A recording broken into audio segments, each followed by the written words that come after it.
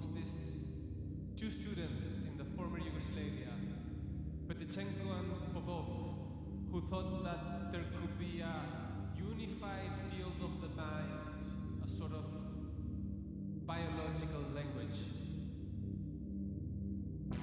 The idea was that you could map it through mirror stimulating, where the shadow of the image could show you the electrochemical pathway that this would show what part of the brain was triggering, and therefore you could trace it, assign a value, and then create some sort of map.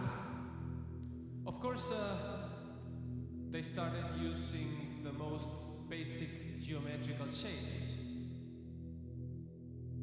The reason was that after this test, they would be able to find the smaller pieces of a universally transmittable language.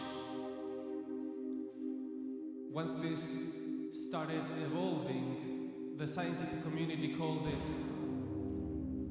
psychobiotic field of language. Something that was necessary, valid, and universally shareable for everyone. What they didn't understand, what they didn't foresee, was that the last bit of information, the last part of the codex they needed came from religion.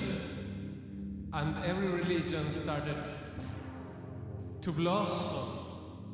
And it was the idea of the threshold that this theory finally was able to pierce the veil of perception and give the human an access to the thing in itself, to the soul.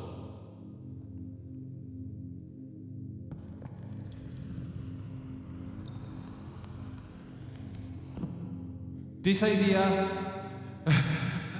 was what I didn't understand was that when you gain access, when you joined, the things that shouldn't, what you get is that some of the equations start becoming illogical, but at the same time they start proving what they were trying to do. But the thing is,